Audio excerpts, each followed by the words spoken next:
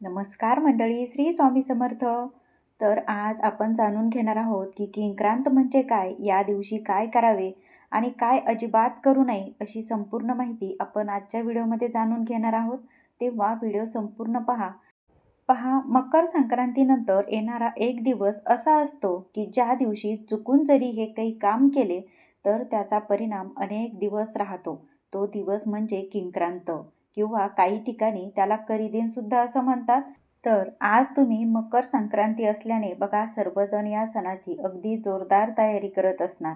मकर संक्रांतीसाठी तिळाचे लाडू, तसेच तिळाच्या गोड पोळ्या बनवून त्याचा नैवेद्य दाखवणे ही आपल्या शास्त्रातील पद्धत आहे. तसेच बघा, या दिवशी एकमेकींना तिळगुळ देऊन आपल्या नात्यातील मधुरता वाढवली जाते, गोडवा वाढवला जातो. मात्र बघा, मकर संक्रांती हा सण एक दिवसाचा नसून तो 3 दिवसांमध्ये आपण साजरा करत असतो. संक्रांतीनंतरचा दिवस असतो तो किंक्रांतीचा. या दिवशी कोणतेही शुभ कार्य केले जात नाही, कारण शास्त्रामध्ये हा दिवस अशुभ मानतात. आता या मागची एक पौराणिक कथा सुद्धा आहे. बघा, मकर संक्रांतीच्या दिवशी संक्रांती देवीने संक्रासूर नावाचा जो काही राक्षस होता त्याचा वध केला होता. त्यानंतरही किंकर नावाचा राक्षस शिल्लक राहिला होता, जो लोकांना फार त्रास देत होता. संक्रांतीच्या दुसऱ्या दिवशी देवी किंक्रांत रूप धारण करून त्या किंकर राक्षसाचा या दिवशी संहार केला होता. म्हणजेच त्या राक्षसाचा देवीने वध केला होता, म्हणून हा दिवस किंक्रांत म्हणून ओळखला जातो.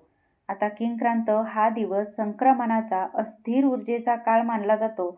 म्हणजेच या दिवशी नकारात्मक ऊर्जा जास्त सक्रिय प्रमाणात असते. त्यामुळे बघा, शास्त्रानुसार या दिवशी कुठलेही शुभ कार्य हे केलं जात नाही. म्हणजे वास्तुशांती, एखादी गाडी खरेदी करणे किंवा काही वस्तू खरेदी करणे, तसेच काही सोनं खरेदी करणे, काही जमीन खरेदी करणे, प्लॉट खरेदी करणे, किंवा एखाद्याला घर बघताय तर तो फ्लॅट खरेदी करणे, तसेच बघा, घराचं नवीन बांधकाम चालू करणे, नवीन व्यवसाय चालू करणे, हे कामं आपण या दिवशी टाळायचे असतात.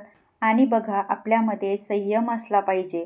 सेवा आणि शांतता पाळण्याचा हा दिवस असतो. बघा, किंक्रांत दिवशी काय करावे, तर सकाळी लवकर उठून आपण या दिवशी स्नान करावं. शक्य असल्यास कोमट पाण्याने या दिवशी स्नान करून स्नानानंतर बघा, आपल्याला देवांचे नामस्मरण करायचे आहे. बघा, आपल्याला या दिवशी देवाचं जितकं नामस्मरण करता येईल तितकं करा.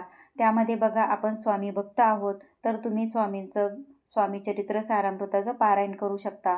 तसेच स्वामींचा 11 माळी जप करू शकता.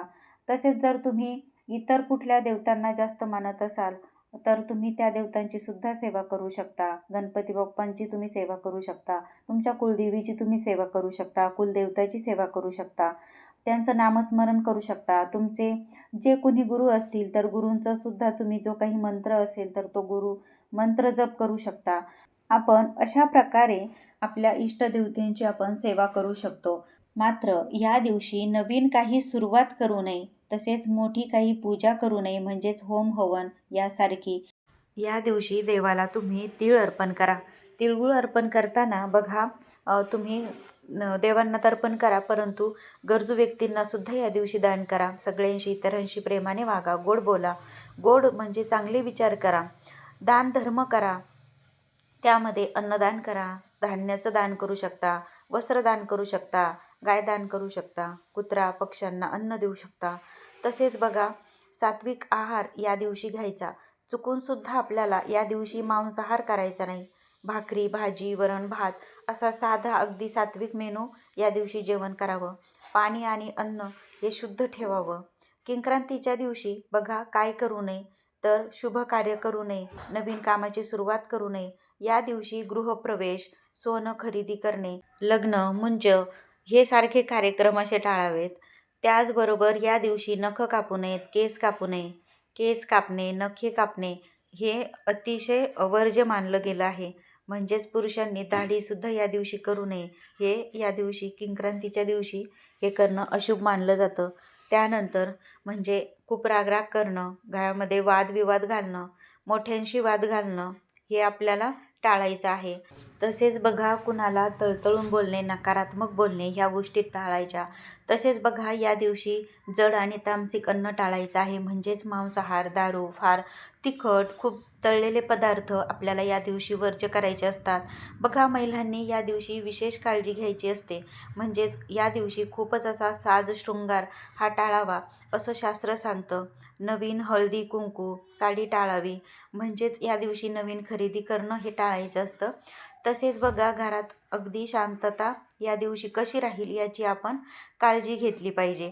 आता बघा किंक्रांत हा दिवस असा अशुभ म्हणून का पाळला जातो किंवा म्हणजे ह्या गोष्टी का बरं पाळाव्यात, तर बघा देव आणि पृथ्वीच्या ऊर्जेतील हा बदलाचा काळ मानला जातो.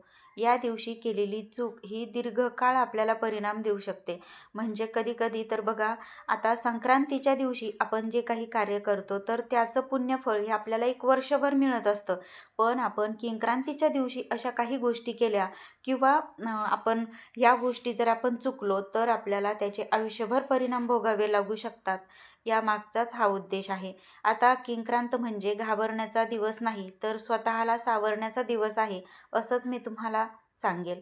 बघा या दिवशी फक्त काय करायचे, आपल्याला आज थोडंसं थांबायचे, थोडं शांत राहायचे आणि देवाचे आपल्याला आभार मानायचे आहेत. जे काही दिलं आहे ते खूप काही चांगलं दिलं आहे यात, म्हणजे असे आपल्याला आभार मानायचे, कृतज्ञता व्यक्त करायची. बघा अशा प्रकारे आपल्याला किंक्रांत ही म्हणजे पाळायची आहे. तर मंडळी तुम्हाला ही माहिती उपयुक्त वाटली असेल तर व्हिडिओला लाईक करा आणि अशाच एका धार्मिक आणि महत्त्वाच्या माहितीसाठी आपल्या चॅनलला सबस्क्राईब करा. भेटूया पुन्हा अशाच एका नवीन माहितीसोबत. तोपर्यंत सर्वांना श्री स्वामी समर्थ.